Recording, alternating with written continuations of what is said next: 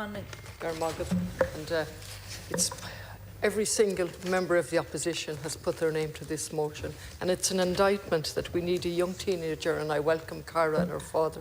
It's an indictment of the government and previous governments that 2 years after she addressed a committee, a joint Oireachtas committee, in the following manner, back in November 22, I am here to tell you what it's like to live with a family that has severely autistic children in it.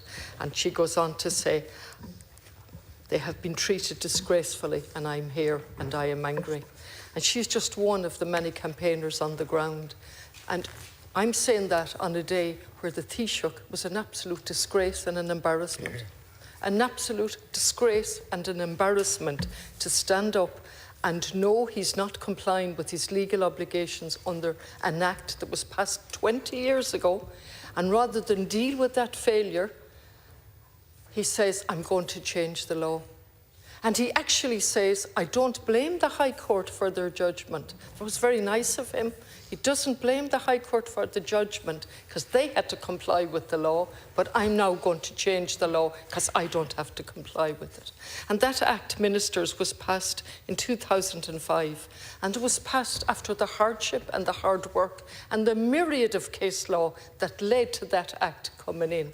And when that Act came in, this was the guide. It sets out to make significant improvements in the everyday lives of people with disabilities in relation to buildings, employment, and then in relation to assessment of needs. Now, it wasn't radical enough to say it's an obligation to provide services, but there was an obligation to carry out an assessment of needs and also to lay out a service plan for the services required. 2 years later, we signed up to the UN protocol, and then it took us another 11 years to ratify it. And then in my time in the Dáil, I've looked at all of the reports, the capacity review that told us there was significant unmet need, then the cost of disability that we never brought in, and then an action plan that we failed to comply with. And in all of that, we have a young girl that has to sit outside in protest to alert us to what's going on. But she doesn't need to alert the opposition. For as long as we've been here, motion after motion, I have them in front of me, from the Sinn Féin, from the Social Democrats, from each and every one of us, we've stood up, we've implored and we've begged and we've said you've a legal obligation. But we know today that the Taoiseach doesn't put any value on a legal obligation. He's just going to change the law.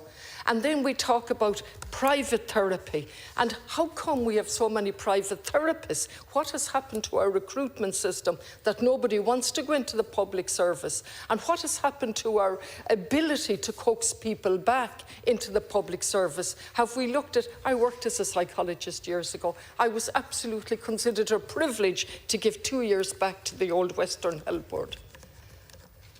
Has that been tried when we educate people on the public purse, that they would give back and that we would provide housing?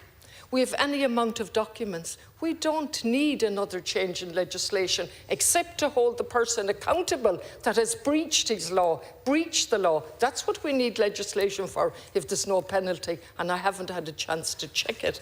And we know from the census, every single year, the census that's carried out, the amount of vacancies, 817 vacancies on the 91 teams. How can any service be provided? And I'll finish by 2 other letters here, just very briefly, to say the parents writing to us in desperation. We've spent 25,000 on private therapy and still to no avail.